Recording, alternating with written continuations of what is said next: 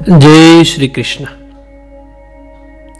श्रीमद् भागवत महापुराण प्रथम स्कंद अध्याय 9। भीष्मे युधिष्ठिरने आपेलो धर्मापदेश, श्री कृष्ण स्तुति अने भीष्मजीनी मुक्ति। ए प्रमाणे प्रजाना द्रोहથી ભય પામેલા રાજા યુધિષ્ઠિર સર્વ ધર્મોમાં જાણવાની ઈચ્છાથી કુરુક્ષેત્રમાં ગયા કે જ્યાં ભીષ્મ પિતામહ પડ્યા હતા। તે સમયે તેમના સર્વ ભાઈઓએ સોનેરી સાજથી શોભતા અને ઉત્તમ ઘોડા જોડાયેલા રથમાં બેસી તેમની પાછળ ગયા અને વ્યાસ, ધૌમ્ય વગેરે બ્રાહ્મણો પણ ગયા। હે બ્રહ્મસિંહ સોનક, ભગવાન પણ અર્જુનની સાથે રથમાં બેસી યુધિષ્ઠિર પાછળ કુરુક્ષેત્રમાં ગયા। તે વખતે રાજા યુધિષ્ઠિર યજ્ઞો સાથે જેમ કુબેર શોભે તેમ તેમની સાથે શોભતા હતા। પિતામહ ભીષ્મ સ્વર્ગમાંથી પડેલા દેવની પેઠે કુરુક્ષેત્રની ભૂમિ પર પડ્યા હતા।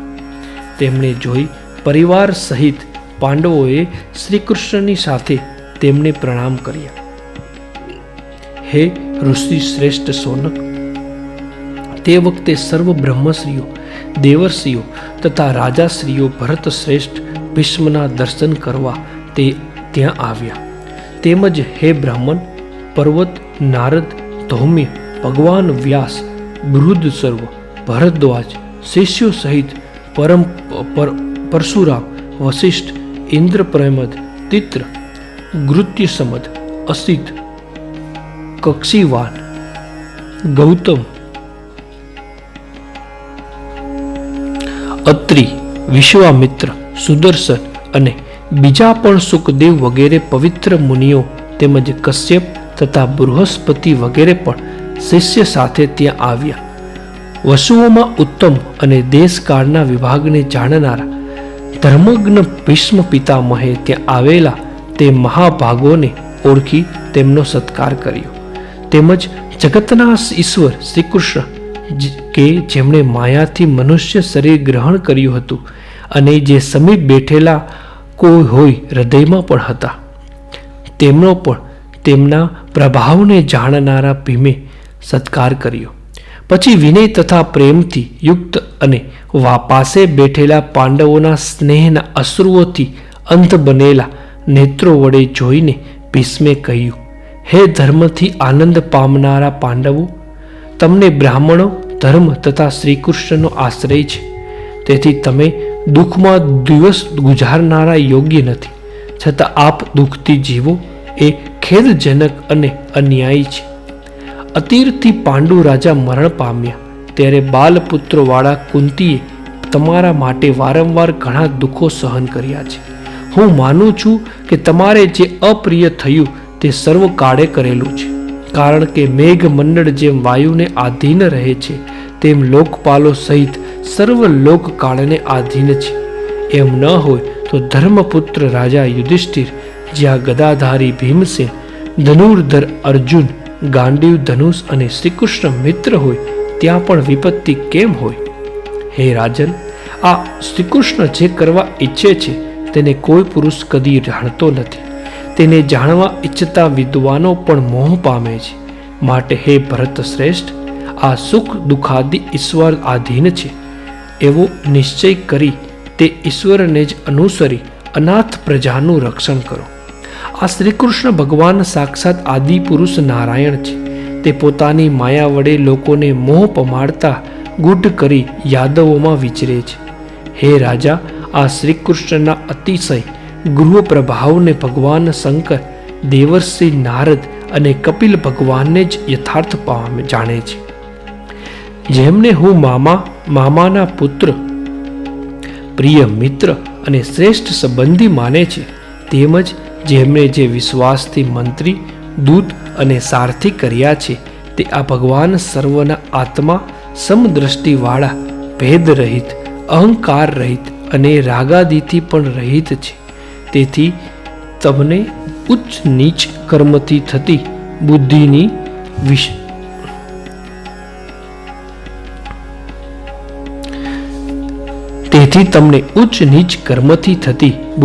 વિષમતા કદી છે જ નહીં, તો તો પણ હે રાજા, પોતાના અનન્ય ભક્તો ઉપર તેમની દયાતુર જો. આ સમયે જ્યારે હું પ્રાણ ત્યજું છું ત્યારે આ શ્રી કૃષ્ણ ભગવાન મને સાક્ષાત દર્શન દીધા છે. યોગી જેમનાના મનમાં ભક્તિ પ્રવેશાવી વાણીથી જેમનું નામ લેતા શરીર તજે છે, તો સર્વ કામનાઓના તથા કર્મોથી મુક્ત થાય છે. પ્રસન્ન હાસ્ય તથા લાલ નેત્રો વડે સુશોભિત મુખ કમળવાળા, ધ્યાનમાં વિષય અને 4 ભુજાઓ વાળા તે દેવોના દેવ ભગવાન, જ્યાં સુધી હું આ શરીર ત્યજું ત્યાં સુધી મારી સાથે જ ઊભા રહો. સૂત બોલ્યા. તે સાંભળી યુધિષ્ઠિર બાણસ અસ્યા પર સૂતેલા તે ભીષ્મને સર્વ ઋષિઓના સાંભળતા વિવિધ ધર્મો પૂછ્યા.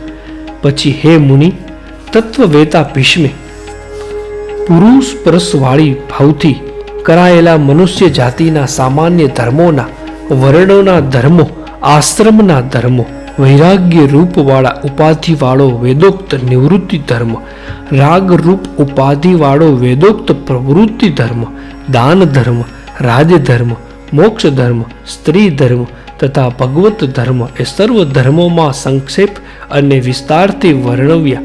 તેમજ ધર્મ, અર્થ, કામ તથા મોક્ષ એ 4 ઉપાયોનું જાત જાતના આખ્યાઓના તથા ઇતિહાસો કહેતા વિભાગપૂર્વક વર્ણન કર્યું. એ રીતે ભીષ્મ ધર્મો કહેતા હતા. તેવામાં સ્વેચ્છા મૃત્યુવાળા યોગીને પ્રિય એવો ઉત્તરાયણનો સમય આવ્યો. એટલે સમીપ રહેલા હજારો રથીઓનું યુદ્ધમાં રક્ષણ કરનારા ભીષ્મે વાણી બંધ કરી, નેત્રો ખુલ્લા રાખી, પિતાંબરથી શોભતા 4 ભુજાઓ વાળા ને આગળ ઉભેલા આદિ પુરુષ શ્રી કૃષ્ણ વિશે સંગરહિત થયેલા મનને ધારણ કર્યું. એ રીતથી શુદ્ધ ધારણા વડે જેમના પાપો નાશ પામ્યા હતા, શ્રી કૃષ્ણ કૃપા દ્રષ્ટિથી જ જેમની શસ્ત્ર પ્રિયા તત્કાળ દૂર થઈ જતી હતી, જેમની સર્વ ઇન્દ્રિયોની વૃત્તિઓ તે વિષયમાં પામવાથી પાછી ફરી હતી, એવા તે ભીષ્મે શરીરનો ત્યાગ કરતા શ્રી કૃષ્ણની સ્તુતિ કરી. ભીષ્મ બોલ્યા. હે યાદવોમાં શ્રેષ્ઠ છે, જેમનાથી બીજું કંઈ મોટું નથી, જે સ્વરૂપભૂત પરમાનંદને પામેલા છે અને કોઈ સમયે ક્રીડા કરવા સૃષ્ટિના પ્રવાહ જેનાથી ફેલાય છે એવી યોગ માયાનો જેમણે સ્વીકાર કર્યો છે, તે ભગવાનના હું મારી તૃષ્ણા રહિત થયેલી બુદ્ધિને સ્થાપું છું.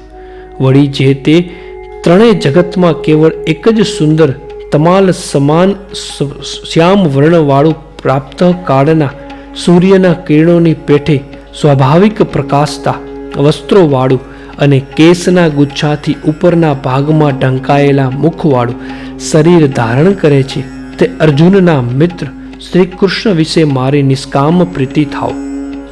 યુદ્ધમાં ઉડેલી ઘોડાની ખરીઓની રજ વડે ભૂખરા થયેલા ને આમ તેમ ઉડતા કેસથી જેના પરસેવાના બિંદુઓ લૂછાતા હતા, એવા સુશોભિત મુખને ધારણ કરતા હતા અને મારા તીક્ષ્ણ બાણોથી જેમની શરીરની ચામડી તથા કવચ છિન્ન ભિન્ન થયા હતા, તે શ્રી કૃષ્ણ વિશે મારું મન લીન થાવ.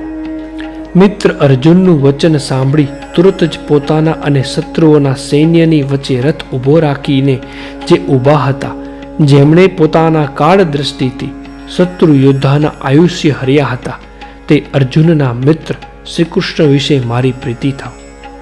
દૂર ઉભેલી સેનાના મોખરે રહેલા અમને જોઈ અર્જુન દોષ બુદ્ધિથી સ્વજનોને વધ કરતો અટકાવ્યો. ત્યારે તેમણે આત્મવિદ્યાનો ઉપદેશ કરી અર્જુનની કુમતિ દૂર કરી હતી, તે પુરુષોત્તમ ચરણમાં મારી પ્રીતિ થાવ. પોતાના પ્રતિજ્ઞાઓમાં ત્યાગ કરી મારી પ્રતિજ્ઞાને અધિક સત્ય કરતા ભગવાનના રથમાં બેઠા હતા, ત્યાંથી એકદમ કૂદી પડી હાથમાં રથનું પૈડું લઈ સિંહ જેમ હાથીને મારવા કસે તે મારી સામે કસ્યા હતા. તે સમયે પૃથ્વી જેમનાથી ધ્રુજી ગઈ હતી અને જેમનું ઉત્તરીય વસ્ત્ર માર્ગમાં પડી ગયું હતું, તે ભગવાનને વિશે મારી ગતિ થાવ. વળી ધનુષ ધારી મારા તીક્ષ્ણ બાણોથી જે ઘવાયેલા થયા હતા, જેમનું બખ્તર છિન્ન ભિન્ન થયું હતું, લોહીથી જે તરબોળ થયા હતા, એવા ભગવાન મારો વધ કરવા બળથી સામે આવ્યા હતા. તે મુકુંદ ભગવાન મારી ગતિ થાવ.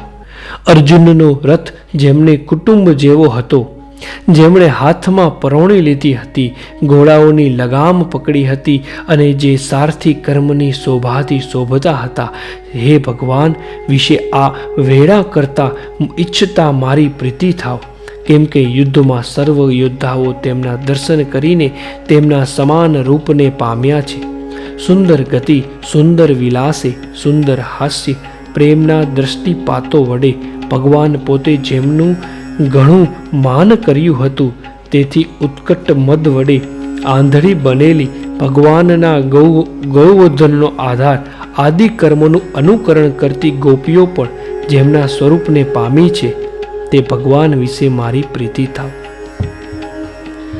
યુધિષ્ઠિરના રાજસુ યજ્ઞમાં મુનિગણ અને મહારાજાઓથી ભરપૂર સભામાં તે મુનિઓ તથા મહારાજાઓના પણ દર્શન કરવા યોગ્ય ભગવાન તેમની પૂજાને પામ્યા હતા.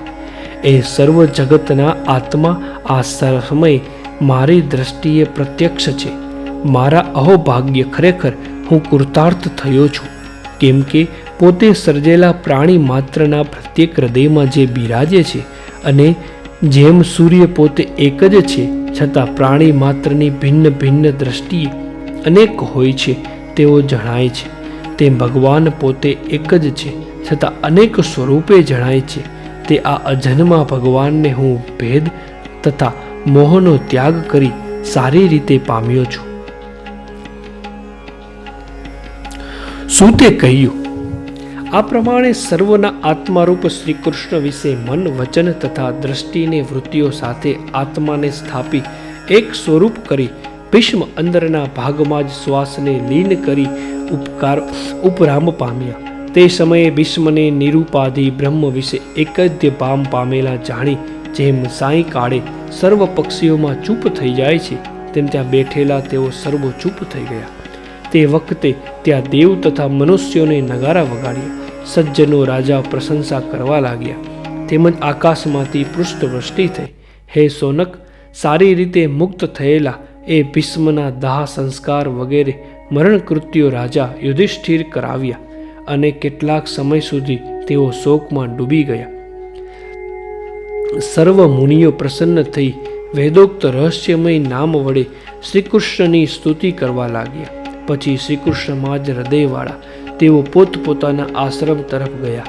તે પછી યુધિષ્ઠિર શ્રીકૃષ્ણની સાથે હસ્તિનાપુરમાં જઈ ધૃતરાષ્ટ્ર તથા તપસ્વીને ગાંધારીનો સાથ કર્યા.